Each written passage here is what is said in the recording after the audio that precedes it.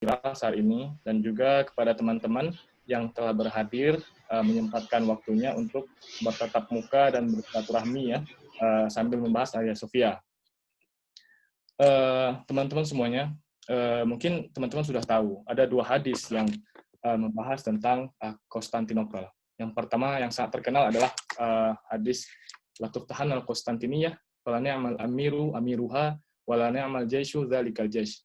Sungguh Konstantinopel akan takluk suatu hari, dan sebaik-baik komandan atau sebaik-baik panglima yang menaklukkannya, dan sebaik-baik pasukan yang menaklukkannya. Di kesempatan lainnya, Nabi juga diriwayatkan bahwasanya sahabat pernah bertanya kepada Nabi ya, Nabi Muhammad, kalau nggak salah saya ini di saat perang Tabuk, para sahabat menanyakan bahwasanya ayul madinati tuftahu awalan, Konstantinia au Rumiyah. Kota apa, wahai Nabi, yang akan ditaklukkan lebih awal? Konstantinopel ataukah Roma, gitu kan? Dan saat itu Nabi menjawab, kotanya Herakl atau kotanya Heraklius yang akan ditaklukkan lebih awal, yaitu memang Konstantinopel gitu, kotanya Heraklius ya, sebagai ibu kotanya Romawi Timur. Dan akhirnya pada 1453 seorang pemuda berumur 21 tahun, Muhammad Al-Fatih, berhasil menaklukkan Konstantinopel.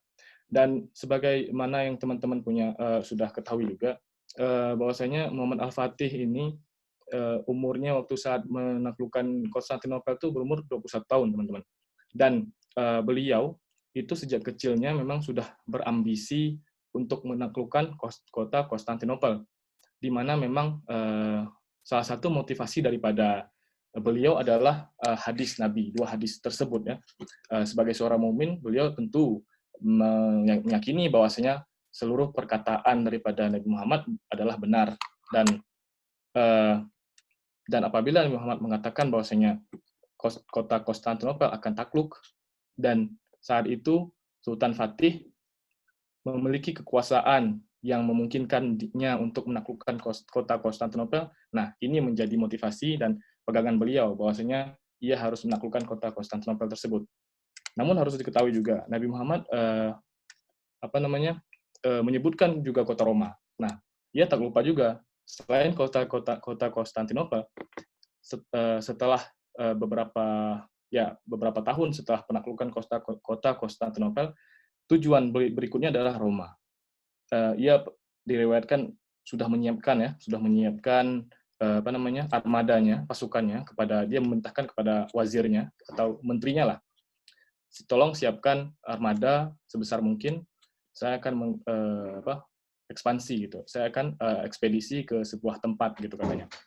Namun ia tidak menyebutkan tempat apakah itu. Ia tidak menyebutkan tempat tujuannya, destinasinya, dan dikatakan bahwasanya ini kemungkinan besar Roma. Tapi sayang sekali umur beliau tidak cukup sampai untuk melakukan perjalanan tersebut, sehingga ekspedisi tersebut tertunda. Kalau kita lihat dari sejarahnya, teman-teman, hadis Nabi yang mengatakan bahwasanya kota Konstantinopel akan takluk itu merupakan tidak hanya bagi Sultan Fatih, namun bagi seluruh Muslim atau mukmin yang di sepanjang sejarah. Itu hadis tersebut merupakan motivasi bagi mereka. Contoh, pada saat zaman Khalifah Muawiyah, itu tercatat ekspedisi pertama upaya penaklukan Konstantinopel itu dilakukan. Itu hanya 30 tahun setelah Nabi wafat ya. Setelah Khulafaur Rasyidin muncullah masa Muawiyah, dan ekspedisi Konstantinopel pertama dilakukan oleh Muawiyah, yang mana pada kesempatan tersebut salah satu sahabat Nabi, Abu Ayyub Al-Ansari, juga turut ikut serta, dan akhirnya beliau wafat di luar benteng Konstantinopel, walaupun saat itu gagal ya, penaklukannya gagal. Namun yang ingin kita garis bawahi adalah hadis tersebut telah menjadi motivasi bagi bagi pejuang Islam terdahulu untuk menaklukkan sebuah kota yang namanya Konstantinopel, yang mana hal ini sebaiknya harus juga menjadi hadis tersebut kan ada kelanjutannya tadi, ada Roma kan, dan Roma saat ini belum takluk. Nah, ya, ini harusnya kita menjadikan motivasi untuk diri kita agar bagaimana kita bisa dapat hidup dan menjadikan motivasi dan daripada hadis tersebut. Ini saya mau share screen ini, bisa nggak kira-kira ya? Untuk masuk ke iya bisa Bang, udah bisa, dia ya? Bisa. Oke, sebentar.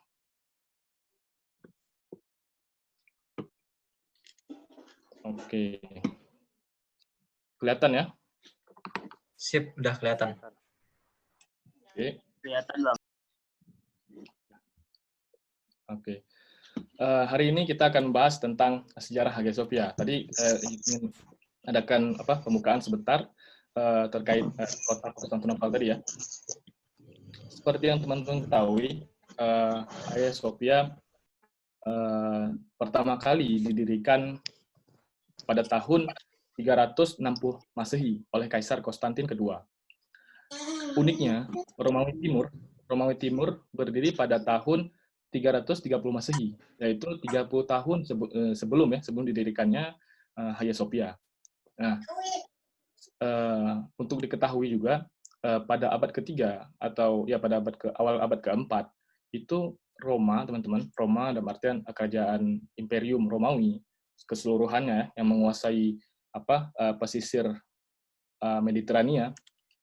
Roma dalam keadaan tidak stabil, sehingga Imperium saat itu merasa kewalahan untuk mengkontrol seluruh teritorinya dalam satu pemerintahan yaitu di Roma. Itu mereka merasa kesulitan mengontrol wilayah yang sangat luas itu tersebut, sehingga mereka memutuskan agar membagi imperium tersebut menjadi dua, yaitu Romawi Barat dan Romawi Timur. Nah, Romawi Timur berdiri pada 330 Masehi. Romawi Timur, ibu kotanya Konstantinopel, yang mana memang diambil daripada nama kaisarnya, Konstantin ya.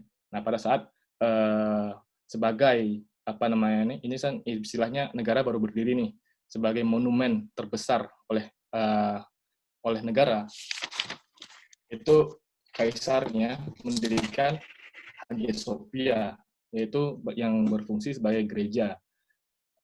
Hagia Sophia pertama didirikan pada tahun 360 Masehi. Sempat terbakar pada pemberontakan rakyat di tahun 404 Masehi, dan kemudian didirikan untuk kedua kalinya pada 514 Masehi atas perintah dari Theodosius kedua. Ini ya. Nah, ini kira-kira teman-teman adalah perkiraan dari bentuk bangunan Hagia Sophia yang pertama, yaitu pada tahun 360 Masehi sampai 404 Masehi. Ini khas bangunan gereja ya, seperti yang teman-teman ketahui, ini persegi panjang bentuknya, dan atasnya itu ada lotengnya itu terbuat dari papat masalah. Ini perkiraan teman-teman, perkiraan, bukanlah gambar aslinya. Dan bangunan ini yang kemudian pada tahun 404 Masehi itu hancur oleh pemberontakan yang ada pada saat itu. Namun sebagai harus diketahui juga bahwasanya nggak seluruh bangunan tersebut hancur. Itu kan kalau teman-teman lihat di gambar, itu ada di depan bangunan yang persegi panjang ini ada bangunan kecil agak berbentuk silinder, ada kubahnya kecil. Nah, itu bangunan tersebut yang hingga saat ini masih bertahan gitu. Jadi kalau kita ditanyakan bangunan dari bangunan Hagia Sophia yang saat ini bagian mana yang paling tua, adalah bangunan kecil tersebut yang bentuk silinder. BTW ini kameranya, istilahnya kameranya diambil dari ini ya, dari arah. Bagi teman-teman yang udah ke Hagia Sophia mungkin tahu dari arah pintu masuk ke Istana Topkapi gitu. Jadi matahari tersebut di arah barat, sehingga bisa terbayang lah posisinya di mana. Nah,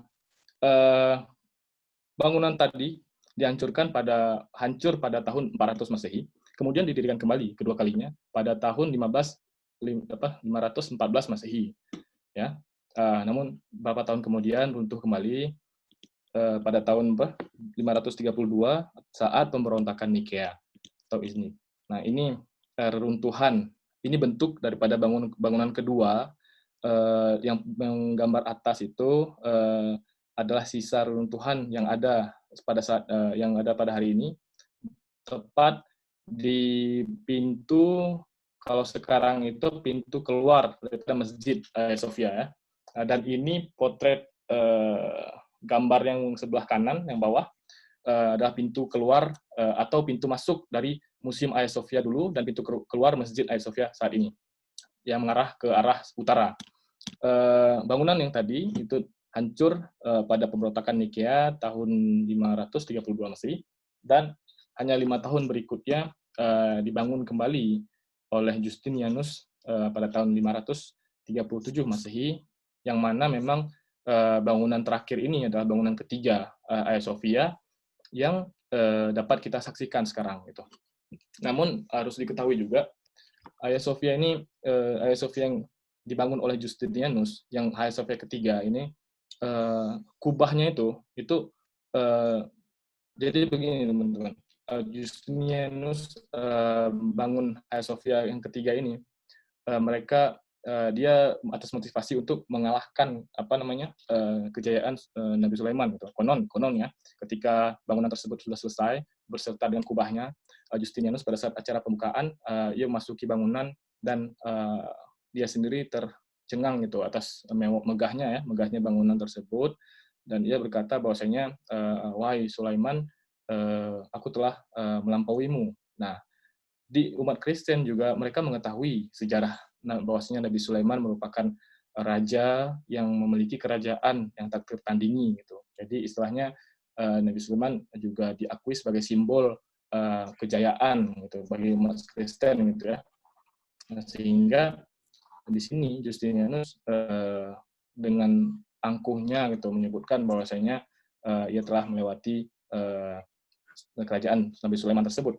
Walaupun memang harus diakui bahwasanya pada saat ketika bangunan Hagia Sophia ketiga selesai dibangun, ia merupakan bangunan terbesar yang ada di dunia pada saat itu ya, yang mana berfungsi sebagai katedral terbesar di kerajaan Romawi Timur. Nah, ini bentuknya kira-kira teman-teman, bentuk daripada ilustrasi bangunan ketiga Hagia Sophia. Kubahnya itu jadi gini, sepanjang sejarah, sebelum pasca didirikan Hagia Sophia hingga penaklukan kota Konstantinopel, bangunan Hagia Sophia ini pernah beberapa kali dijarah oleh pasukan Katolik Roma, gitu kan. Jadi kalau bangunan ini pusat daripada Kristen Ortodoks, maka Kristen Katolik telah berupaya beberapa kali untuk mengambil alih bangunan tersebut. Dan juga secara dari segi arsitektur pun kubahnya itu sangat sering beberapa kali kubahnya runtuh. Kenapa? Karena bangunan pondasi bangunan yang persegi empat ditopang dengan ditutup dengan kubah itu sangat tidak mungkin ditaruh dengan kubah di atasnya dalam bangunan posisi yang persegi panjang ya. Yang cocoknya adalah seperti yang bangunan pertama tadi, seharusnya ditaruhnya seperti ini, bukan kubah gitu. Atapnya itu segitiga gitu, bukan kubah. Namun dia supaya lebih kesannya lebih megah, ditaruhlah kubah. Dan kubah ini berapa kali sudah hancur gitu. Karena Istanbul juga sering gempa, akhirnya hancur. Kapan bangunan kubahnya kokoh seperti itu? Ketika Mimar Sinan Mimar Sinan, arsitek daripada Ottoman, membangun beberapa pondasi tambahan ya di sekitaran Hagia Sophia, menopang bangunan tersebut agar kubahnya bisa bertahan, dan juga menaranya juga ditambahkan sehingga Hagia Sophia bisa kokoh hingga saat ini itu. ini transformasi Hagia Sophia sepanjang waktu. Seperti kita ketahui, pada awalnya ia berfungsi sebagai katedral, dan kemudian katedral ortodoks pada tahun 1054 hingga 1204, dan kemudian diambil alih oleh Kristen Katolik pada tahunnya 1204 hingga 61 ya. Ini kapan diambil alih? Saat Perang Salib keempat gitu. Jadi saat Perang Salib keempat, tentara Latin datang ke Konstantinopel untuk mengambil alih seluruh kota Konstantinopel, terutama bangunan Hagia Sophia ini. Kemudian pada 1261 Ortodoks kembali mengambil alih, dan pada 1453 Ottoman menaklukkan kota Konstantinopel serta mengambil alih bangunan tersebut dan menjadikannya masjid yang berfungsi hingga 1931. 1931 ia mengalami reparasi sebentar. Kemudian 1934 ia dijadikan museum, dan dari 1934 jadi 1931 sampai 1934 masjid tertutup gitu, jadi nggak berfungsi ya, bangunannya nggak berfungsi, ditutup atas alasan ada perombakan dan lain-lain. Kemudian 1934 ada keputusan dekret kabinet sehingga diubah menjadi museum hingga 2020 dan hingga saat ini kembali menjadi masjid atas keputusan presiden dan juga mahkamah Turki ya. Perlu diketahui juga teman-teman, pada tahun 1453 itu Sultan Muhammad Al-Fatih menaklukkan kota Konstantinopel. Konstantinopel itu merupakan ibu kota dari kerajaan imperium ya, Romawi Timur gitu, di mana pemimpinnya saat itu disebut dengan Kaisar Konstantin gitu. Ketika Sultan Muhammad Al-Fatih menaklukkan kota Konstantinopel, beliau tidaknya mengimpos kekuatan Muslim kepada masyarakat Romawi, namun bahkan beliau ikut mengambil kebijakan bahwasanya bagaimana mengikut sertakan masyarakat Romawi ke dalam kedaulatannya. Sebagai contoh keberhasilan Muhammad Al-Fatih mengikut sertakan ya, kebijakan mengikut sertakan ini adalah masyarakat Romawi pada saat itu menganggap menyebut Sultan Muhammad Al-Fatih itu sebagai kaisar mereka gitu, kaisar yang baru, kaisar yang berasal dari dari orang Muslim gitu. Jadi kalau di catatan Ottoman itu juga disebut sebagai gelar daripada Muhammad Al-Fatih adalah Kaisar Rum, Kaisari Rum. Jadi kaisarnya Romawi gitu. Walaupun beliau beragama Islam gitu kan, tapi tetap dianggap oleh masyarakat bahwasanya beliau adalah kaisar mereka. Bahkan tercatat juga dalam sejarah bahwasanya Paus di Roma, di Vatikan saat itu mengirimkan surat kepada Al-Fatih, jika engkau mau menerima agama kami itu Kristen, maka kamu akan menjadi kaisar yang kerajaannya tak tertandingi gitu dari sepanjang sejarah. Ini tawaran dari Paus sendiri gitu ya.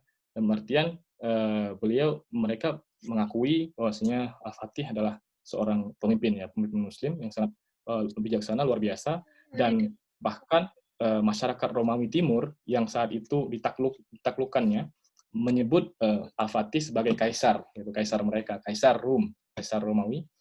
Dan satu lagi, Paus mengirimkan surat menawarkan bahwasanya jika Anda mau mengikuti kepercayaan kami, maka seluruh kekuasaan akan kami serahkan gitu kepada Anda.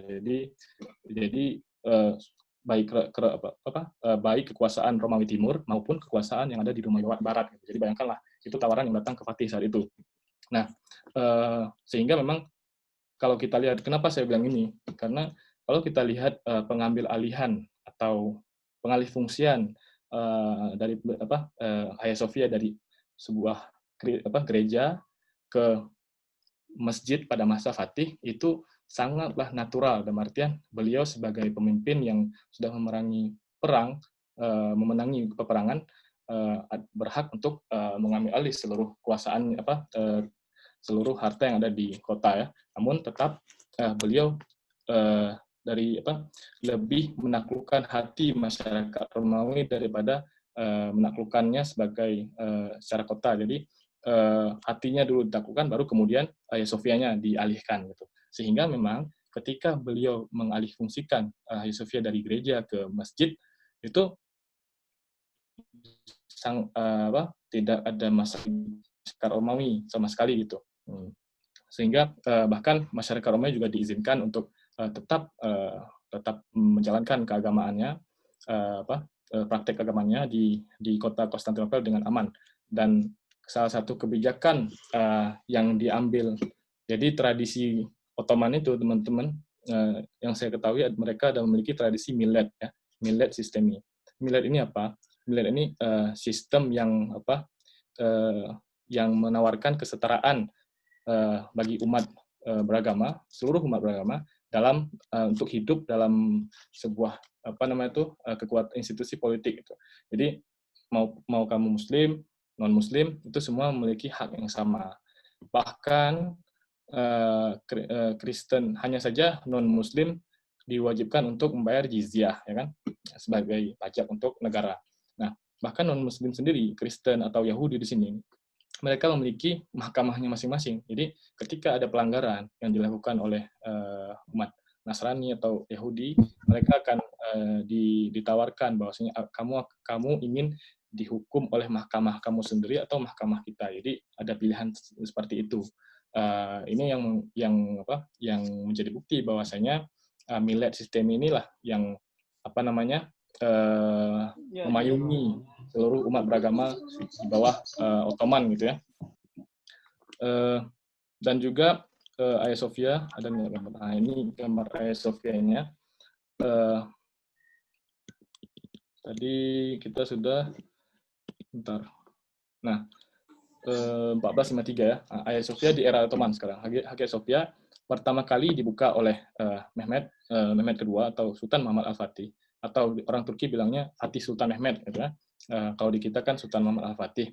Jadi pada hari Jumat tanggal 1 Juni 1453 Masehi, beliau tidak mengganti nama Hagia Sophia itu, tetap menggunakan nama Hagia Sophia sampai hari ini. Bahkan di beberapa kota yang ditaklukkan, sebutan Hagia Sophia juga digunakan. Contoh ini di Trabzon kita mengenal kucuk Hagia Sophia atau Hagia Sophia kecil. Apa itu Hagia Sophia kecil? Sebuah gereja yang dikonversikan menjadi masjid pasca penaklukan kota tersebut. Karena memang ketika seorang muslim menaklukkan kota, salah satu dari tradisi Ottoman adalah tradisi Utsmaniyah ya, adalah ketika ia menaklukkan sebuah kota, sebagai simbol penaklukan tersebut, bangunan terbesar atau gereja terbesar yang ada di kota tersebut akan dikonversikan menjadi masjid, sebuah masjid itu sebagai simbol ya bahwasanya kota tersebut sudah takluk. Dan juga kemarin kita sempat melihat bahwasanya khutbah di sini menggunakan pedang dan minbarnya ada bendera, ada panji hijau, dan itu merupakan simbol juga bahwasanya ketika ia takluk ia akan menggunakan pedang dan pada minbarnya akan ditancapkan panji hijau gitu. Ya, jadi simbol-simbol ini yang mana diupayakan untuk dilestarikan oleh Ottoman saat itu ya, menggunakan Hagia Sophia, menggunakan sebutan Hagia Sophia di beberapa kota, tidak hanya di Istanbul saja. Di Iznik atau di Nikia juga demikian. Ketika Nikia ditaklukkan, gereja terbesarnya diubah menjadi masjid dengan sebutan Hagia Sophia, kucuk Hagia Sophia. Bahkan di Istanbul saja itu ada juga sebutan kucuk Hagia Sophia. Itu bangunan kucuk Hagia Sophia ada di sekitaran Sultan Ahmed. Jadi ada juga. Itu perlu kita garis bawahi. Kemudian setelah mengkonversikan Hagia Sophia, ia melakukan beberapa restorasi tentunya pada interior bangunan Hagia Sophia, menurunkan lonceng misalnya, menutup mozaik, dan tapi harus diketahui juga, rupanya setelah saya cek ulang, itu selama masa Al-Fatih, mozaik tersebut nggak tertutup, teman-teman. Jadi mozaik tersebut masih terbuka, bahkan 1 abad setelah Al-Fatih baru kemudian ditutup. Jadi diplaster ya, ditutup. Jadi ini sangat unik sih, bagaimana memang walaupun dan itu pun dan mereka menutup mozaik tersebut enggak seluruhnya. Misalnya contoh nih, ada di Kubah di daerah Kubahnya itu ada lukisan malaikat, ya kan? Malaikat wajah dengan sayapnya. Itu yang hanya ditutup mozaiknya yang hanya ditutup hanya bagian wajah. Kenapa? Karena kan ketika salat kita nggak boleh melihat ada bangunan lukisan wajah atau apa kan. Jadi hanya ditutup bagian wajahnya, sedangkan bagian sayapnya dibiarkan begitu saja. Jadi memang yang perlu saja ditutup. Nah, ini harus kita garis bawahi juga. Bagaimana kita Al-Fatih saat itu ya pasukan Muslim tidak serta-merta mengubah gereja menjadi masjid dan menutup seluruh peninggalan mereka, namun apa yang perlu saja ditutupi. Jadi itu yang harus kita garis bawahi juga. Tempat pembaptisan juga demikian ditutup karena itu tapi masih bisa kita saksikan. Sekarang tempatnya di mana itu masih bisa kita saksikan. Pada 1481 menara pertama yang berwarna merah dibangun ya pada masa Al-Fatih. Menara ini teman-teman pernah hancur. Ini menara merah yang sebelah kanan ini pernah hancur sekali pada gempa tahun 1509. Kemudian dibangun kembali oleh Mimar Sinan. Dan juga menara berikutnya dibangun oleh Sultan Bayazid, anaknya Al-Fatih, dan 2 menara lainnya dibangun oleh Mimar Sinan pada masa Sultan Selim II. Kalau teman-teman perhatikan, itu 2 menara di sebelah kiri berbeda dengan menara yang lainnya kan, lebih tebal mereka yang sebelah kiri gitu. Ini kira-kira kenapa? Ada yang bisa jawab nggak? Biar interaktif kita mungkin. Atau gimana nih? Saya lanjut atau gimana? Ada yang mau jawab mungkin? Lanjut aja Bang. Moderator mungkin? Tahu nggak kira-kira kenapa alasannya? Lanjut ya. Baru Mas. Iya, Lanjut Bang. Oke. Jadi ini teman-teman, sebenarnya Mimar Sinan itu arsitek beliau. Dan dia sangat tidak suka, sangat benci, bukan sangat benci, sangat ya tidak suka lah dengan bentuk menara yang tebal gitu ya. Tapi dia tetap membangun. Kenapa? Karena menara ini juga berfungsi sebagai penopang Hagia Sophia itu agar tidak rubuh yang tadi saya sampaikan di awal. Nah, ini sangat luar biasa. Dalam artian ketika kita melihat kalau kita bertanya ya, mengapa Hagia Sophia masih tetap berdiri padahal Istanbul lokasi Istanbul itu sangat rawan gempa gitu. Salah satu dari jawabannya itu adalah karena keberadaan menara tersebut. Tentu karena takdir juga yang diberikan Allah, dan kedua adalah yang kedua adalah keberadaan daripada menara tersebut. 2 menara ini ya. Menurut kabarnya ketika diubah menjadi museum kembali ya pada 1934, itu pernah ada wacana untuk dihancurkannya menara di Hagia Sophia ini. Namun ilmuwan saat itu mengatakan bahwasanya jika kamu menghancurkan menaranya, maka bangunan Hagia Sophia akan seketika rubuh gitu. Jadi tidak ada yang berani menghancurkan menara tersebut. Nah, ini sebagai informasi tambahan untuk teman-teman juga. Nah, Hagia Sophia sejak 1453 hingga 1934 berfungsi sebagai masjid. Namun apakah Hagia Sophia hanya sebagai masjid? Jawabannya adalah tentu tidak. Hagia Sophia saat itu juga berfungsi sebagai wakaf. Pada 1453, Mehmed II mengkonversikan bangunan Hagia Sophia menjadi masjid, dan juga ia turut mewakafkan Hagia Sophia dengan mengeluarkan sebuah wasiat yang panjang gitu ya. Jadi seluruh pengelolaan Hagia Sophia, itu berada di bawah pengelolaan wakaf Hagia Sophia. Wakaf Hagia Sophia selain selain mengelola Masjid Hagia Sophia, ia juga turut mengelola 12 masjid lainnya, gitu. 12 masjid, teman-teman. Nggak hanya masjid, ia juga mengelola madrasah, ia juga mengelola tempat usaha atau semacam toko gitu kalau zaman sekarang. Terus dia juga mengelola dapur umum dan air mancur atau air tempat air minum gitu kan.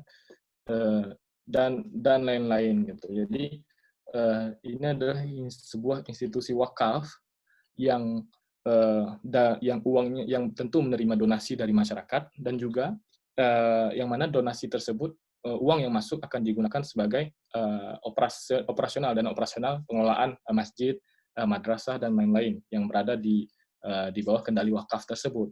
Namun yang harus kita ketahui adalah wakaf Hagia Sophia ini juga berfungsi untuk membantu masyarakat di sekitar. Dalam artian ketika ada teman-teman ketika ada masyarakat yang kelaparan, dia dapat datang langsung ke dapur umum dan langsung makan gitu. Jadi inilah yang sebenarnya yang harus kita perhatikan, bahwasanya Hagia Sophia tidak hanya sebagai masjid, namun kita harus memperhatikan Hagia Sophia sebagai bangunan wakaf juga.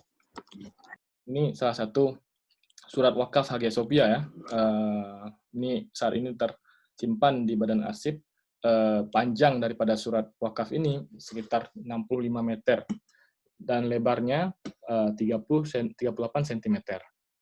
Bangunan surat wakaf ini pertama kali ditunjukkan pertama kali diletakkan di belakang ketika kalau teman-teman nonton press release-nya Presiden Erdogan saat mengumumkan putusan Hagia Sophia ini, ia meletakkan surat wakaf ini di belakangnya, di sebelah kanannya itu.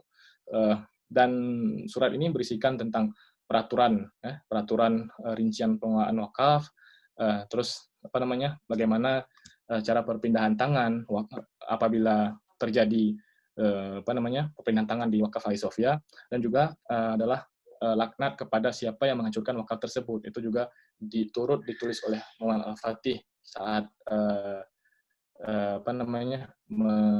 mendirikan wakaf Hagia Sophia ini, di mana ketika kita menyaksikan khutbah Jumat kemarin pada saat pembukaan Hagia Sophia, itu ketua dari Direktorat Keagamaan Profesor Ali Erbas pada khutbahnya menyampaikan juga, bahkan beliau secara tertutup dan secara tidak langsung beliau melaknat orang-orang yang sudah merubah Hagia Sophia ini menjadi museum. Itu sangat luar biasa. Apalagi saya jujur waktu kemarin di tempat lokasi agak terkejut, berani gitu ya, beliau berani dengan secara tidak langsung melaknat orang-orang yang sudah mengubah Hagia Sophia menjadi museum gitu. Tentu malamnya teman-teman, malam Sabtunya itu sosial media Turki viral itu meminta Ali Erbas, direktur Direktorat Keagamaan Turki, Ali Erbas, untuk mundur gitu ya, untuk mundur. Tapi inilah dinamika saat ini yang ada di Turki, sehingga memang selama ini memang klaim daripada kaum konservatif untuk membuka Hagia Sophia adalah karena Hagia Sophia itu barang wakaf. Sang pewakaf sudah mewakafkan bangunan Hagia Sophia untuk menjadi masjid. Mereka tidak menerima ketika wasiat sang pewakaf itu dikhianati gitu dengan merubahnya menjadi museum. Nah, ini tesis yang selama ini berkembang gitu ya, dan akhirnya diubah kembali menjadi masjid. Juga pada surat wakaf ini tertulis ketentuan secara detail ya. Yang sebagai contoh, di sana tertulis bahwasanya setiap hari di dalam Masjid Hagia Sophia wajib dibacakan ayat Al-Quran gitu. Setiap hari mereka harus membagikan sekitar 100 akçe atau uang koin Ottoman Osmani kepada anak-anak yatim gitu. Jadi ini adalah ketentuan yang diberikan Al-Fatih untuk mewakafnya, dan juga tercatat catatan harta yang dimiliki oleh Badan Wakaf Hagia Sophia. disebutkan yang saya bilang tadi sekitar 12 masjid di bawah pengelolaan Hagia Sophia, wakaf Hagia Sophia, rumah sakit, imarah atau dapur umum, dan berbagai fasilitas sosial lainnya lah. Jadi, nah ini dia, Hagia Sophia lebih dari sekedar masjid. Jadi teman-teman, ketika dalam tradisi Ottoman, ketika tentara Utsmaniyah menaklukkan sebuah kota, ada tiga serangkai yang menopang pilar peradaban. Jadi ketika mereka menaklukkan, ada 3 hal yang mereka bangun. Pertama, itu adalah masjid, pasar, dan madrasah. Ketika tentara Utsman menaklukkan kota Konstantinopel, mereka tidak perlu membangun masjid. Kenapa? Karena sudah ada Hagia Sophia, ya, bangunan megah, hanya dikonversikan menjadi masjid. Namun yang mereka bakal bangun adalah di sekitar masjid tersebut ada pasar dan madrasah, yang mana pasar dan madrasah ini juga turut dibangun dan berada di bawah kendali wakaf Hagia Sophia tadi. Nah, jadi Hagia Sophia tidak hanya masjid, namun juga mengelola wakaf, mengelola pasar dan madrasah. Keberadaan Hagia Sophia sebagai masjid juga turut dikelilingi yang ini saya bilang tadi, dan juga mengelola 13 masjid, tempat usaha, madrasah, perpustakaan, hamam, sebil, dan muwakil hanisib. Ini salah satu bentuk ini ya, wakaf Hagia Sophia. Sebil ini tempat distribusi air minum pada masa Ottoman, dibangun pada pertengahan abad ke-17. Dan dulu masyarakat yang, jadi kan dulu kita nggak ada air keran gitu kan, langsung masuk ke rumah-rumah kan nggak ada. Jadi masyarakat saat itu harus mengambil air minum di beberapa titik tertentu, salah satunya di sini itu. Dan ini saat itu memang sangat memudahkan masyarakat untuk memenuhi kebutuhan air minum mereka gitu. Dan juga ada Hagia Sophia Muwaqqi'at Hanesi. Ini terletak persis di depan bangunan Hagia Sophia yang mengarah ke Sultan Ahmed. Ini adalah ruang waktu, tempat ditentukannya waktu salat ya, menggunakan sistem jam matahari. Jadi selain itu, ya ini kan di bawah Hagia Sophia di bawah pengelolaan wakaf Hagia Sophia, pusat riset dan pusat tempat menentukan waktu salat. Dan juga ada Hagia Sophia Hammamu atau tempat pemandian umum yang terletak di antara Hagia Sophia dan Sultan Ahmed. Bagi teman-teman yang sudah pergi ke Istanbul mungkin tahu lokasi ini, dan ini posisinya Hagia Sophia Hammamu itu sebelah kanan, teman-teman, yang warna pink, bangunan warna pink kan. Jadi di depannya yang tepat posisi taman saat ini dulu merupakan rumah warga gitu. Jadi di situ dia lokasinya bentuknya nggak taman seperti sekarang, namun penuh dengan rumah-rumah perdesaan gitu. Sehingga memang tempat permandian umum ini memang sangat diperlukan pada saat itu, dan Sultan mendirikan hammam atau pemandian umum dan menyerahkannya di bawah pengelolaan wakaf Hagia Sophia. Nah, yang ingin saya sampaikan adalah bahwasanya Hagia Sophia ini memang menjadi pusat publik infrastruktur gitu kan, fasilitas publik yang mana nggak hanya tempat masjid, namun tempat memenuhi kebutuhan bersih-bersih mereka, memenuhi kebutuhan air minum, dan kebutuhan-kebutuhan lainnya, pendidikan, madrasah.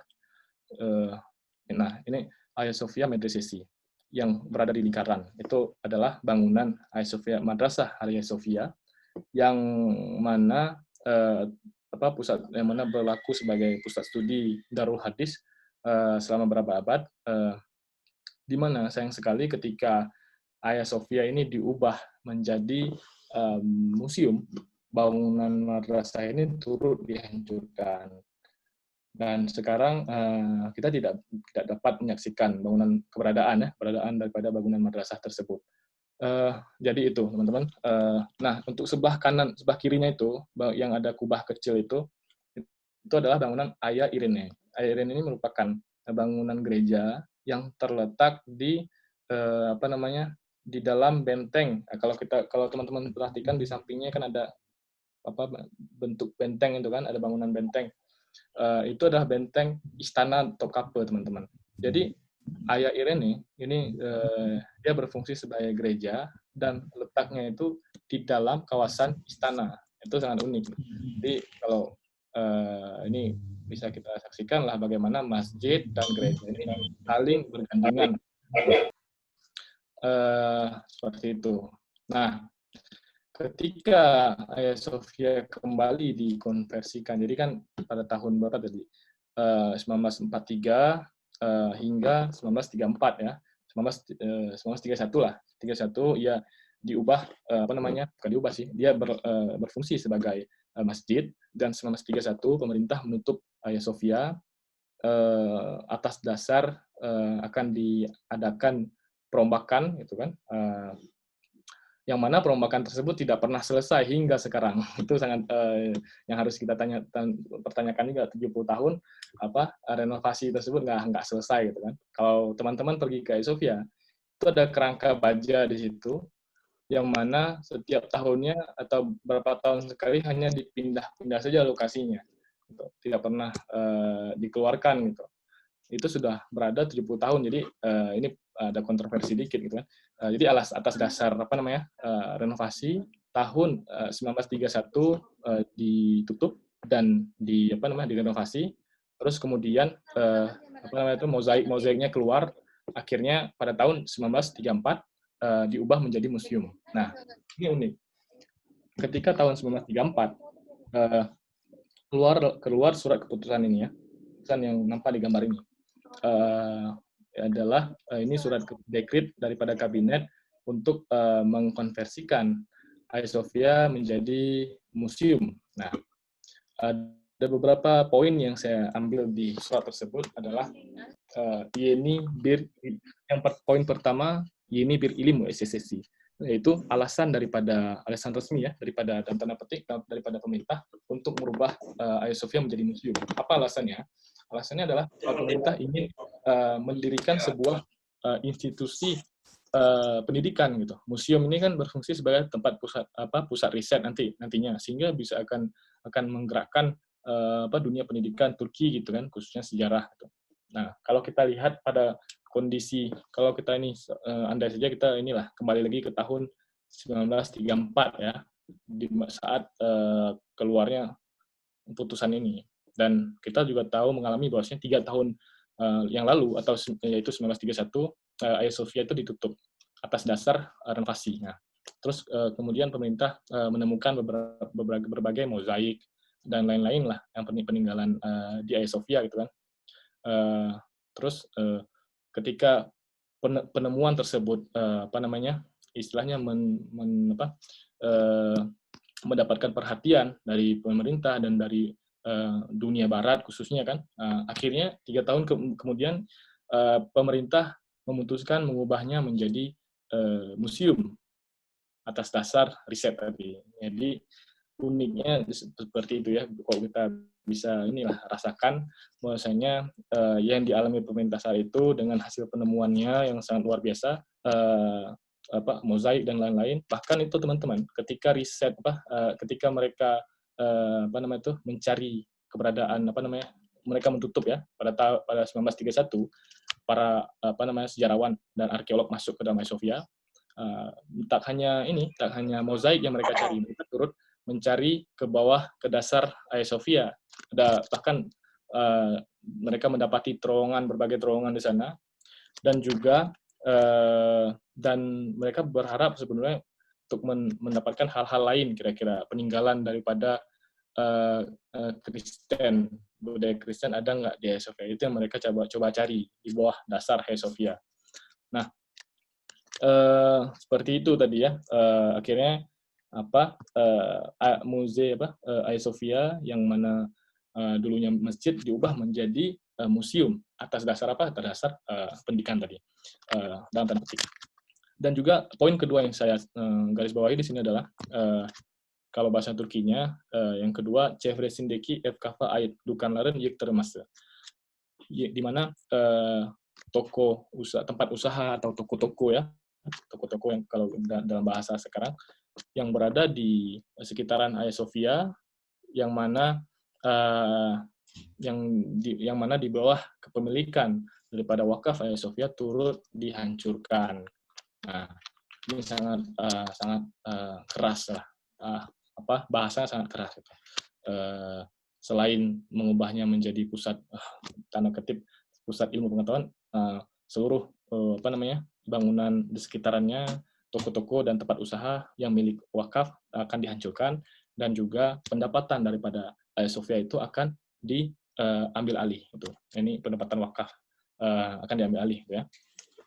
Dan poin ketiga adalah ini saya catat bahasa Turkinya, Jamin Çevresindeki efkafa ait binaların iktirarak temizletilmesi, diğer binaların istimlak, yıkma, ve tamir. Jadi nggak hanya toko-toko, namun seluruh bangunan akan dihancurkan, termasuk dari bangunan madrasah tadi akan dihancurkan. Jadi istilahnya gini, Sofia ini selain diubah dari masjid menuju museum, namun ia turut dipisahkan dari esensi wakafnya gitu, esensi wakaf. Yang mana wakaf ini kan mengelola pemasukan dan mengelola pengeluaran, ya kan? Nah, seluruh pemasukannya diambil alih dan juga pengeluarannya seperti itu juga. Sehingga memang ia hanya berdiri sebagai bangunan saja gitu. Dan bangunan tersebut diubah menjadi museum. Ini sangat tapi sangat keras lah bahasanya. Tapi uniknya surat keputusan tahun 1934 ini diperdebatkan juga. Itu di bagian diperdebatkan ya, di bagian hijau bawah itu dikatakan bahwasanya uniknya di kemudian hari muncul segelintir orang yang mengklaim bahwa surat ini patut dipertanyakan keabsahannya. Klaimnya apa? Klaim bahwa tanda tangan Atatürk bukanlah original, dan juga terdapat spekulasi bahwa beberapa menteri yang mendatangani surat pada hari itu sedang tidak berada di Ankara. Nah, jadi kan ini adalah spekulasinya. Mengapa mereka mengklaim bahwasanya tanda tangan Atatürk bukanlah original? Adalah pertama,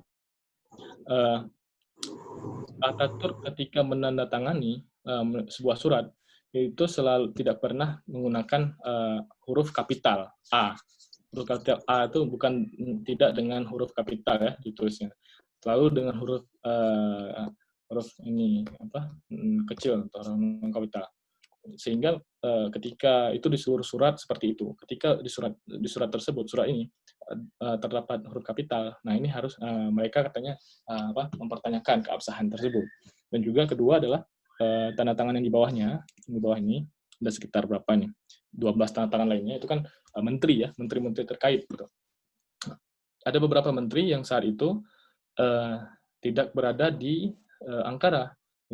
Gitu. Ini juga tercatat di catatan resmi parlemen saat itu, yang mana mencatat absensi lah istilahnya, absensi menteri yang hadir dan tidak berada namanya daftar absensi tersebut. Nah, ini mengapa penting disebut adalah poin ini yang kemudian menjadi dasar oleh pihak-pihak yang ingin ketika mengajukan banding ke mahkamah, para pihak yang pro istilahnya itu mengajukan poin-poin ini, bahwasanya ini pertama surat tersebut dipertanyakan keabsahannya. Mengapa? Karena dua hal tadi. Akhirnya dan tentunya dengan poin-poin yang lainnya ketika mengajukan banding ke mahkamah ini ceritanya. Dan tentunya akhirnya keputusan dari mahkamah pertama adalah menyatakan bahwasanya keputusan surat keputusan tahun 1934 yang mana yang kita saksikan di sini itu ilegal, itu keputusannya itu ilegal. Pertama, keputusan tersebut ilegal, dan kemudian baru disertakan oleh surat keputusan dari presiden agar merubahnya kembali menjadi masjid. Jadi prosesnya seperti itu ya. Sehingga memang namun gini ya, ini ingin kembali lagi ke tahun 1934. Apabila tanda tangan Ataturk atau atau ketidakberadaan menteri tersebut memang misal menteri memang tidak ada di Ankara, namun bagaimana surat tersebut bisa keluar gitu kan dan tidak dipertanyakan pada saat itu, pada saat 1934. Nah, ada klaim lagi bahwasanya sebenarnya sebenarnya Ataturk nggak menandatangani pada 1934. Ini klaimnya ya. Yang terjadi adalah surat ini keluar kemudian, beberapa tahun kemudian, tahun 40-an ke atas keluarnya, dan namun dicantumkan tanggalnya pada tahun 1934 gitu. Jadi ada klaim seperti itu. Mengapa demikian? Karena kembali lagi ke tahun 1931 tadi, teman-teman. Hagia Sophia ditutup sementara kan? Kita pikir Hagia Sophia ditutup sementara ini. Untuk apa? Untuk renovasi tadi, renovasi. Dan ketika mereka menutupnya, mereka menemukan hal-hal yang sangat luar biasa. Nah, otomatis mereka tidak bisa mengkonversikan langsung maksudnya agar tersebut tetap berjalan, diharuskan untuk mengkonversikan Hagia Sophia menjadi museum gitu, agar tetap riset tersebut tetap berjalan gitu kan. Namun karena namun tetap surat tersebut masih dalam artian tahun 1934 Ataturk tidak menandatangani hal tersebut, dan hal tersebut dibiarkan ngambang gitu, sehingga ketika wafatnya Ataturk tahun 38 kalau nggak salah, 1938, akhirnya dikeluarkanlah pada tahun 40-an surat ini. Oh, ini ada surat bahwasanya Hagia Sophia diubah menjadi museum gitu. Jadi seperti itu mungkin prosesnya ya. Tapi ini kan spekulasi dan kita tidak tahu gimana kebenarannya, sehingga upaya saya di sini adalah memberikan berbagai macam perspektif yang saya pahami gitu kepada teman-teman, dan nanti memang beserta sehingga kita bisa menimbang-nimbang kira-kira permasalahan seperti apa sih, permasalahan khususnya di konversi ini ya, konversi Hagia Sophia menuju masjid, menuju museum. Jadi seperti apa dan perdebatannya itu apa-apa saja. Jadi seperti itu teman-teman. Kira-kira ya. Sebentar. Dan itu terkait dengan surat putusan tahun 1934. Tahun 1936 pemerintah mengeluarkan surat lagi, yaitu surat tanah dan kepemilikan bangunan, di mana surat ini statusnya menunjukkan bahwa fungsi Hagia Sophia sebagai masjid itu tertulis di atas ini, di Hagia Sophia Kebir Jami Syarif itu tertulis memang, dan juga pemilik daripada surat tanahnya ini adalah wakaf Fatih Sultan Ahmed. Dan ini juga menjadi tesis daripada kaum yang pro, bahwasanya sepanjang tahun ini, sepanjang beberapa dekade akhir ini, ketika dalam upaya untuk mengubah kembali Hagia Sophia menjadi masjid, mereka mengklaim bahwasanya ini di Tapu Senedi atau di surat tanah saja status Hagia Sophia dituliskan sebagai masjid. Gitu kan? Bagaimana kita bisa biarkan status fungsi Hagia Sophia saat ini menjadi sebagai museum gitu. Ya, seperti itu. Jadi ada perdebatan dan upaya seperti itu gitu. Jadi memang tapi harus diakui juga status Hagia Sophia ini status keberlangsungan status museum dari Hagia Sophia ini adalah politik juga. Siapa yang berkuasa, dia yang bisa mengubah status tersebut kan. Walaupun surat tanahnya menyatakan bahwa status Hagia Sophia adalah masjid. Ini harus kita sadari juga. Bahkan Erdogan sendiri setelah berkuasa hampir 18 atau 20 tahun baru bisa merubah Hagia Sophia ini menjadi masjid gitu ya. Tidak bisa langsung pada tahun pertama atau kedua gitu. Karena apa? Karena secara politik belum cukup mengakar gitu. Jadi perlu tahap yang perlahan. Seperti itu. Ini surat konversi Hagia Sophia kembali menjadi masjid. Jadi kalau kita lihat tanggal 29 Mei tahun 29 Mei lalu, ketika perayaan penaklukan Konstantinopel, itu dimunculkan kembali wacana bahwasanya Hagia Sophia ini akan dikonversikan menjadi masjid. Nah, setelah itu dimulailah mahkamah banding di mahkamah, di mana akhirnya pada 10 Juni mahkamah menetapkan bahwasanya keputusan dekret kabinet tahun 1934 itu tidak sah, dan status Hagia Sophia saat itu ketika diputuskan itu menjadi mengambang, ya kan? Akhirnya langsung disusuli oleh keputusan presiden 2 jam berikutnya, bahwasanya Hagia Sophia saat ini sudah diserahkan pengelolaannya ke Diyanet Isleri Başkanlığı atau Direktorat Agama, dan fungsinya sudah diubah dari museum menjadi masjid. Nah, ini surat keputusan yang diberikan presiden, sehingga secara hukum juga Hagia Sophia statusnya kembali menjadi masjid. Walaupun tetap pengelolaannya khususnya di bidang renovasi dan interior itu tetap dikelola oleh Kementerian Pariwisata dan Kebudayaan. Namun harus diingat juga status masjid Hagia Sophia ini tidak dibarengi oleh kembalinya wakaf Hagia Sophia. Jadi wakaf Hagia Sophia dulu sudah dileburkan pada tahun 34 tadi, sehingga sekarang hanya fungsi masjid yang diberlakukan. Jadi museum diubah kembali menjadi masjid, namun wakaf tersebut sudah lebur dan tidak akan bisa dihidupkan lagi. Gitu. Sebab madrasahnya juga sudah hancur dan tempat usahanya juga sudah hancur. Apalagi dana operasionalnya udah kemana-mana jadinya. Seperti itu mungkin yang ingin saya sampaikan adalah bahwasanya Hagia Sophia ini lebih dari sekedar masjid, teman-teman.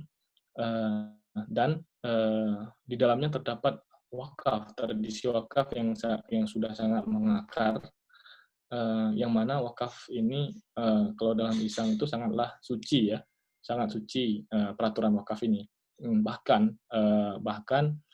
ketika seorang pewakaf mewakafkan sebuah, ini contoh kita berikan saja, seorang pewakaf mewakafkan sebuah madrasah, gitu, sekolah, satu bangunan aja. Terus si pewakaf ini menyebutkan bahwasanya guru yang ngajar di madrasah ini haruslah bermazhab Syafi'i, gitu kan, harus mazhab Syafi'i saja. Gitu. Nah, otomatis di sini pengelola wakaf, pengelola madrasah tidak bisa mendatangkan guru bermazhab Hanafi. Karena apa? Karena ini peraturan dari pewakaf sendiri, gitu. Sehingga memang tidak bisa diubah oleh orang-orang lain selain daripada pewakaf, kecuali sudah diberikan mandat, gitu kan. Apalagi mengubah sebuah bangunan wakaf fungsinya dari masjid ke museum. Nah, ini sangat tidak dibenarkan. Sehingga kita bisa, ya, dengan menyadari status ini wakaf dan lain-lain, ini kita bisa melihat Hagia Sophia lebih besar daripada sebuah masjid. Mungkin itu yang dapat saya sampaikan hari ini. Apabila ada pertanyaan, saya persilahkan ke moderator.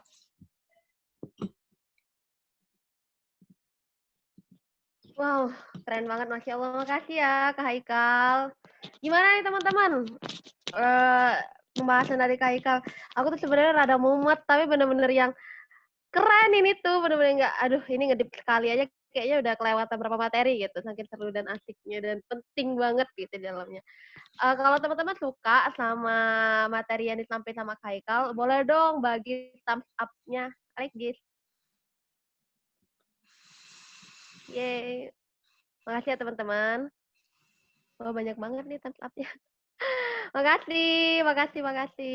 Ini Kak Haikal, aku mulai ngasih pertanyaan aja kali ya. Nah, untuk pertanyaan, seperti yang udah disampaikan di chat tadi sama co-host-nya, jadi pertanyaan itu bakalan dibagi menjadi 2 sesi. Jadi di setiap sesi itu bakal terdiri dari 3 pertanyaan, seperti itu. Nah, jadi untuk teman-teman yang masih mempunyai pertanyaan, silakan dikirim ke chat di co-host-nya atau host, itu langsung di typing aja. Nanti kita bakalan pilih yang benar-benar banyak ditanyain. Dan tolong jangan spam chat, soalnya pertanyaan akan tetap diterima dan dibaca sama teman-teman panitia, oke? Nah, untuk teman-teman yang belum mengisi Google Form yang udah teman-teman komite kasih, tolong diisi ya.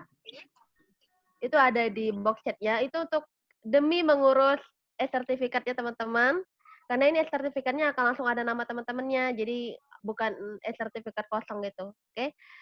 Kak Ikal, ini aku langsung sebutin aja kali ya pertanyaannya. Boleh, yang penting jangan sulit-sulit lah. Iya. Bentar ya.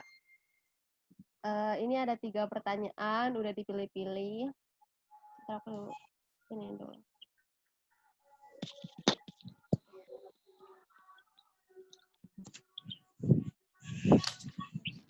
Nah, pertanyaan pertama itu ada dari Heni Rumiatun. Kak, kan sekarang Hagia Sophia jadi masjid nih di bawah pimpinan Bapak Presiden Erdogan. Apakah ada kemungkinan Hagia Sophia bisa jadi gereja atau museum lagi jika sudah tidak di bawah pimpinan Presiden Erdogan? Gitu. Ini Kak Haikal, aku sebutin 3 pertanyaan sekaligus atau satu-satu? Boleh 3 boleh.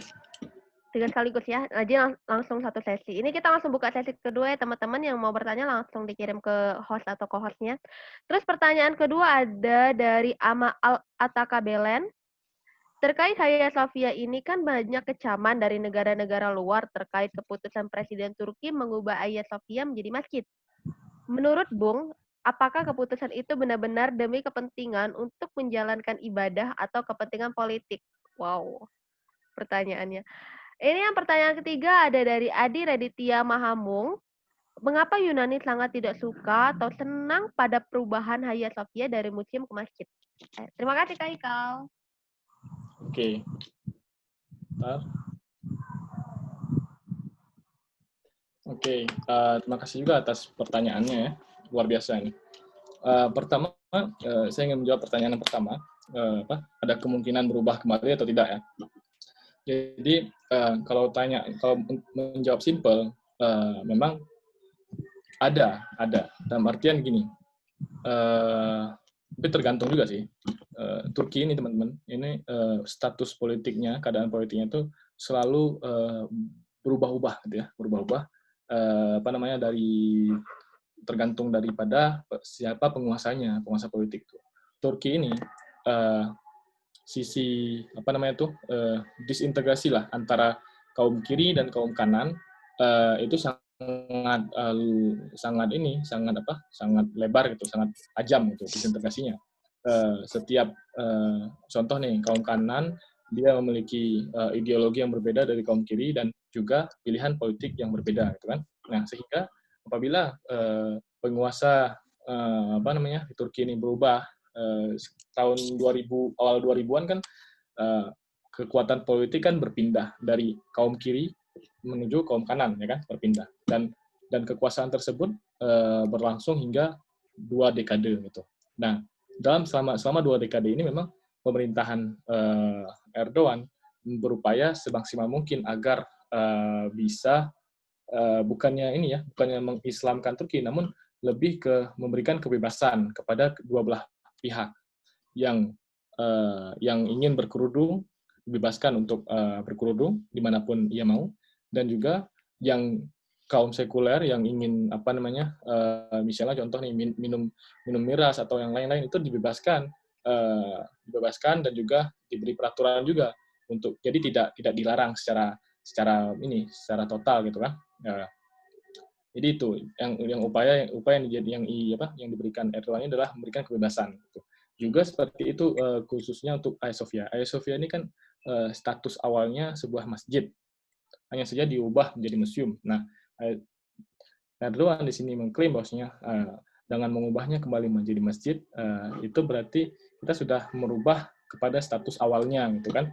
Namun kemudian apabila ada perpindahan, pergeseran kekuatan politik lagi menuju dari kanan ke kiri, itu kita tidak tahu, tidak bisa menjamin apakah tetap sebagai masjid atau gimana.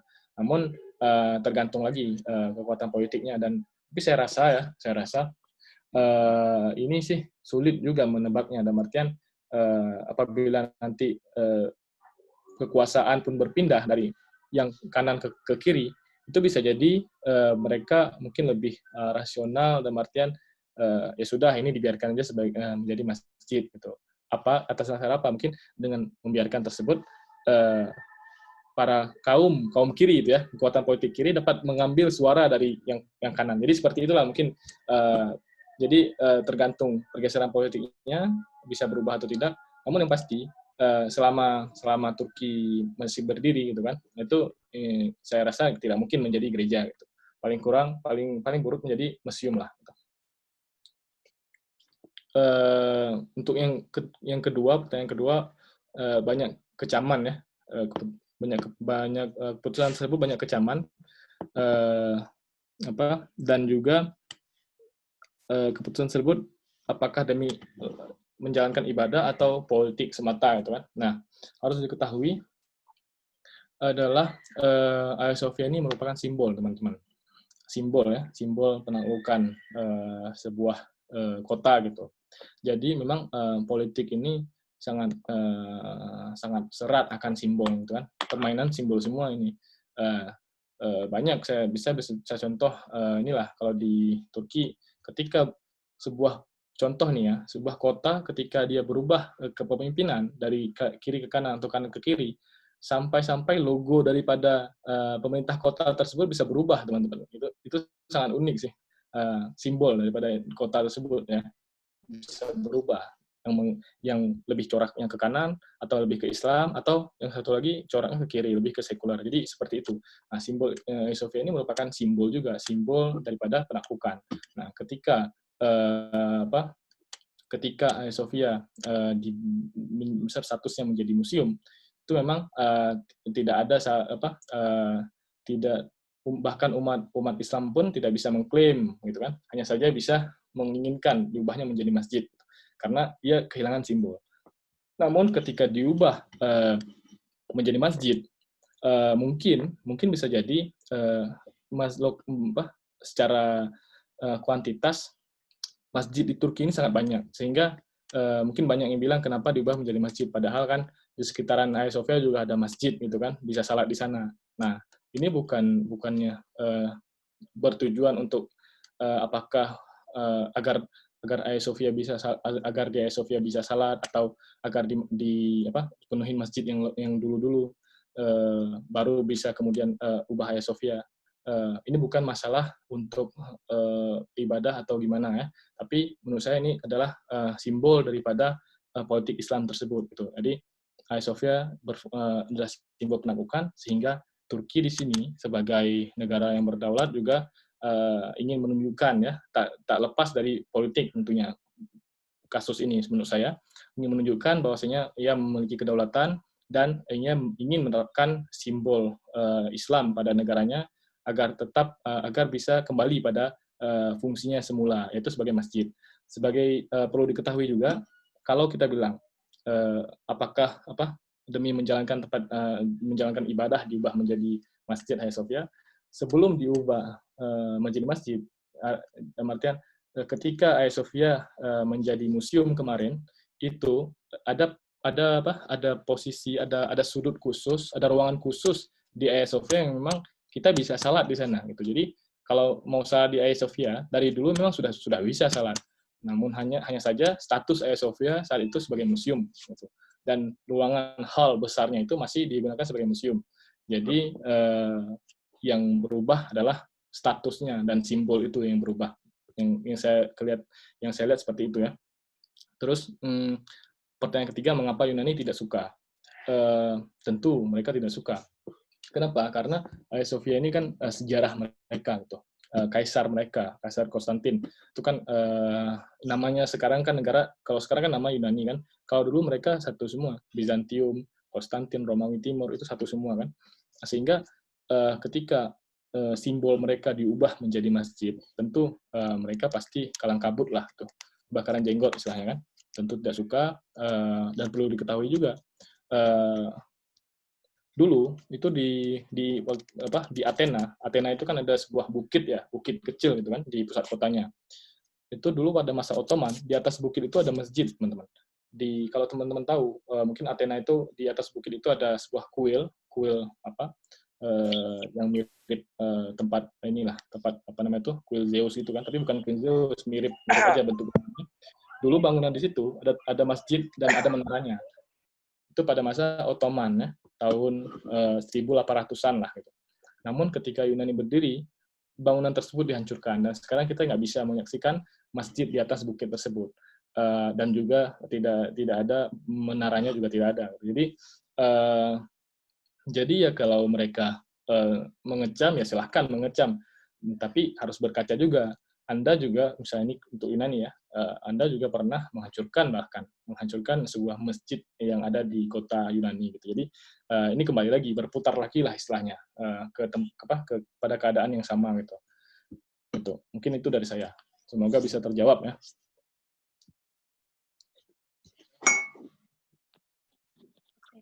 Makasih ya Kak Haikal. Ini masih ada satu sesi lagi. Kak Haikal masih sanggup? Boleh. Ini aku langsung sebutin aja. Ini langsung sebutin 3 kayak tadi aja ya, Kak ya? Boleh.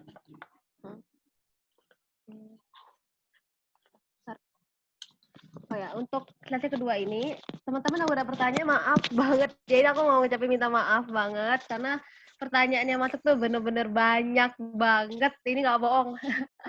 Jadi kita sampai kebingungan milihnya. Jadi maaf banget ya yang belum kejawab. Ada yang belum kejawab, tapi ini kita udah mencari pertanyaan-pertanyaan yang mirip-mirip, biar terjawab semuanya gitu. Jadi untuk teman-teman yang masih ngechat co-hostnya atau hostnya, itu udah ya, ini kita udah sesi terakhir, udah habis pertanyaannya. Maaf banget ya teman-teman. Ya aku langsung sebutin aja pertanyaan pertama dari sesi kedua, dari J_Navera. Bismillah. Assalamualaikum warahmatullahi wabarakatuh. Apakah perkembangan terkini dari Turki mengenai sekuler di sana berhadapan dengan konservatif baik di parlemen maupun di kehidupan sehari-hari? Terima kasih, Tasakulai dari. Terus pertanyaan yang kedua itu dari Divka Aurelia Waskita. Dengan adanya perubahan Hagia Sophia dari waktu ke waktu, apakah menimbulkan pro kontra antar masyarakat di sana? Dan bagaimana respon masyarakat saat ini tentang perubahan Hagia Sophia menjadi masjid? Untuk pertanyaan terakhir, itu dari Siti Nurhani Astrawinda.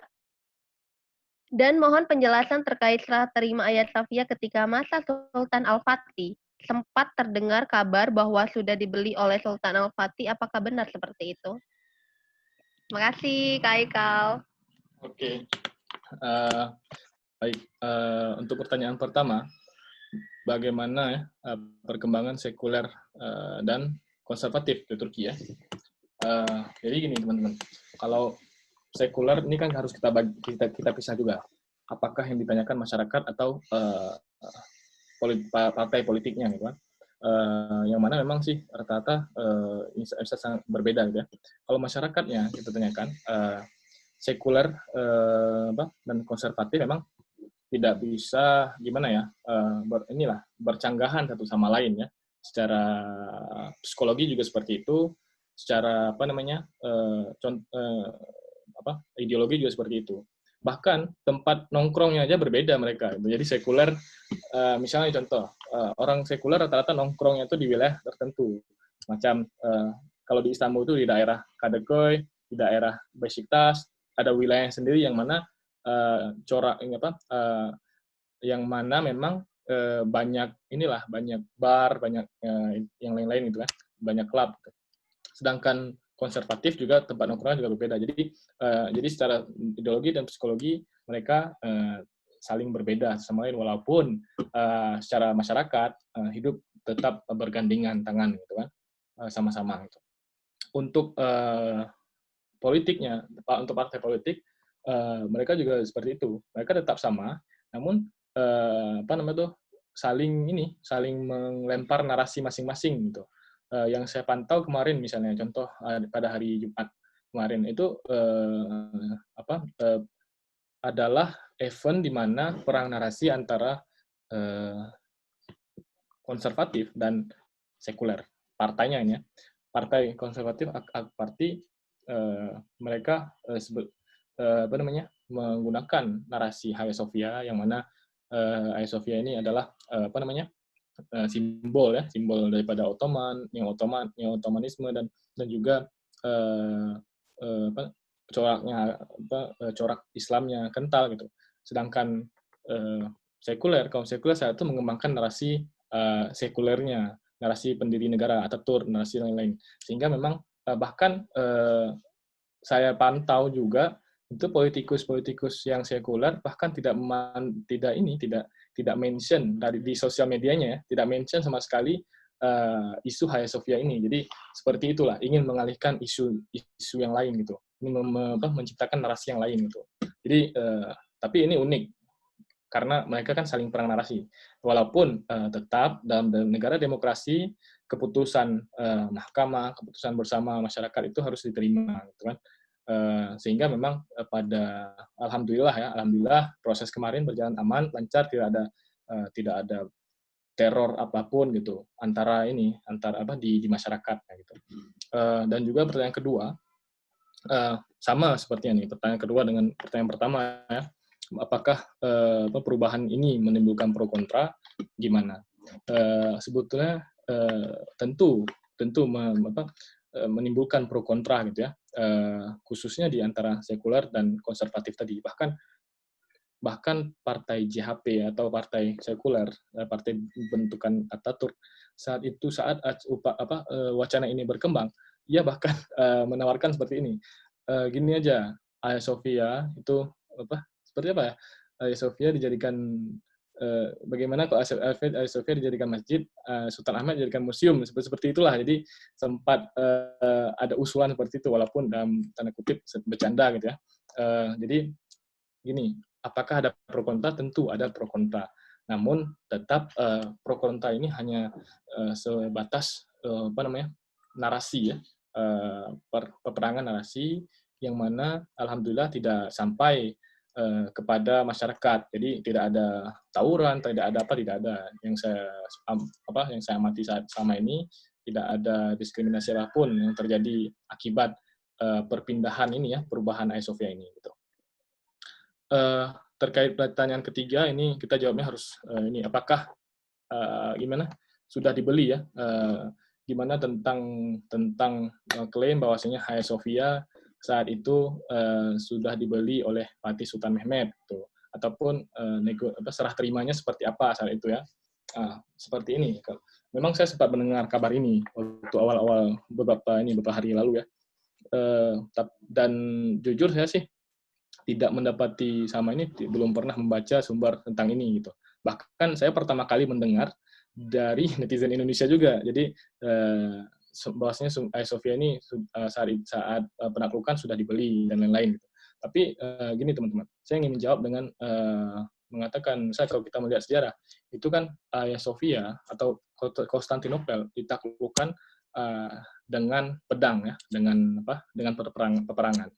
Jadi status apabila kalah perang itu seluruh jadi gini, kita biar enaknya, kota Istanbul itu terbagi dari dua. Satu kota baru, bilang saja, satu lagi kota lama.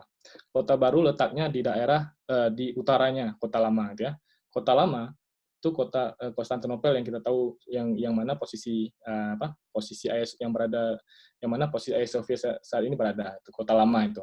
Nah, kota baru mereka saat 1453 mereka menyerahkan diri kepada tentara Utsmani, ya kan? Sedangkan kota lama mereka berperang dan mereka kalah. Nah, di sini status mereka berbeda, teman-teman. Kota baru dan kota lama statusnya berbeda.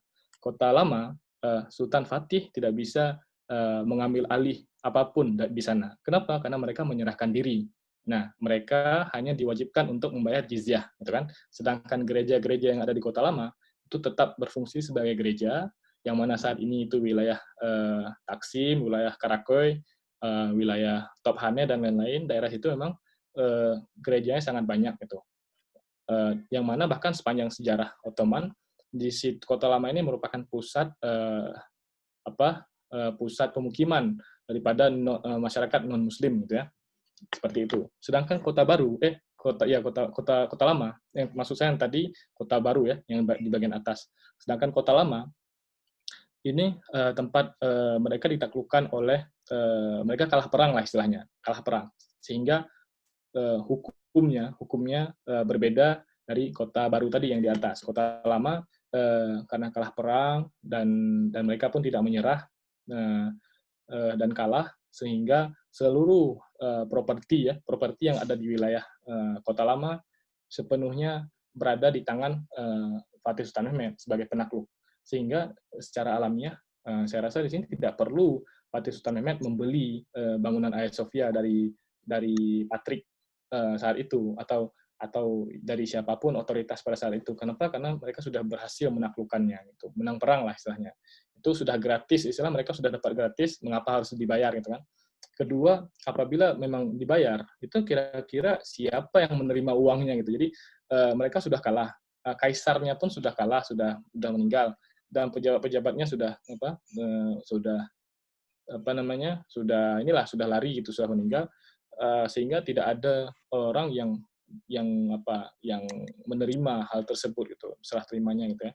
Sedangkan di sini Patrik atau pendeta gereja hanya menyerahkan kunci gereja kepada Fatih Sultan Mehmed gitu. Jadi mungkin seperti itu, status menang perang, kalah perang ini juga penting untuk kita bahas gitu ya.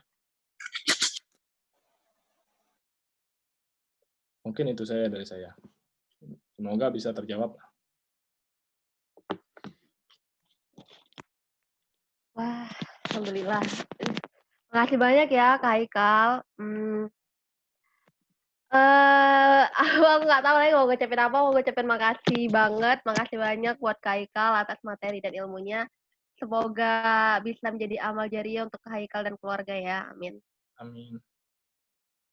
Ya, kita udah di penghujung acara nih teman-teman. Nah, sebentar lagi aku bakal jelasin ulang teknik perihal pembagian e-sertifikatnya. Tapi sebelum itu, mari kita foto bareng. Nah, jadi buat teman-teman yang belum turn on your camera, please turn on ya. Ini sebagai bentuk dokumentasi untuk Instagram LFT. Ayo yang belum turn on. Buat teman-teman komite langsung siap siaga ya. Buat di S11 ini ada 15 slide, coba. Siap-siap kering ya giginya. Ini nyengir mulu soalnya. Oke, kita langsung ambil fotonya aja ya. Ya. Oke. Ini dari slide pertama ini kita nggak tahu, slide pertama pasti random. Jadi tetap nyengir aja teman-teman ya.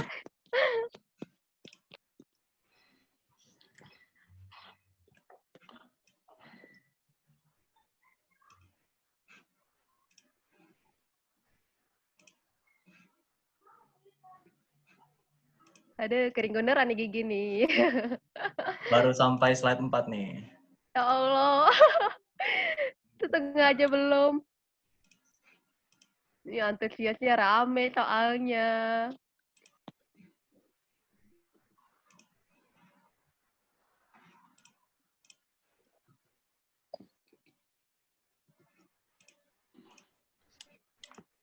Ayo pose teman-teman.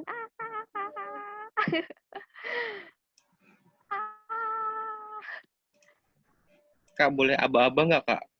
Oke. Sip, udah beres semuanya. Alhamdulillah. Ya Allah, selamat gigi aku. Kering banget jadinya. Oke. Teman-teman makasih ya atas semuanya, atas semua kehadirannya, waktunya, kuotanya yang udah benar-benar terkuras deh selama di sini. Tapi ini insya Allah bakalan jadi amal jariah untuk kita semua. Amin.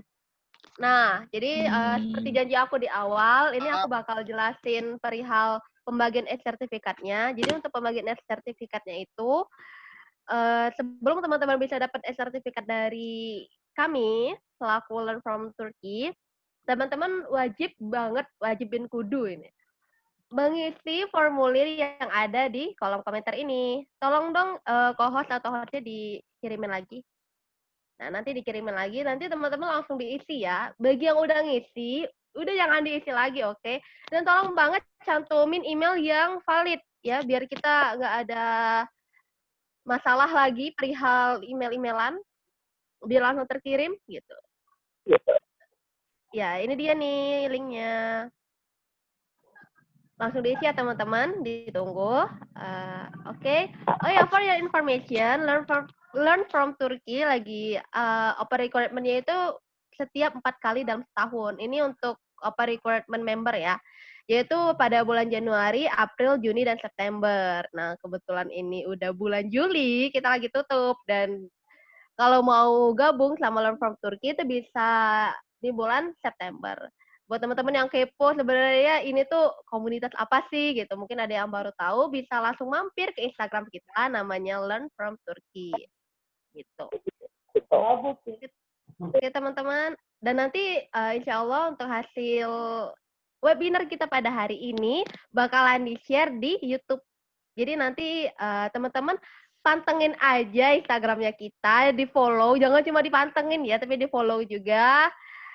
Di-follow, ada postnya tolong di-like ya. Oke, di-share ke teman-temannya. Nanti bakalan ada link YouTube hasil dari webinar kita pada kali ini. Begitu.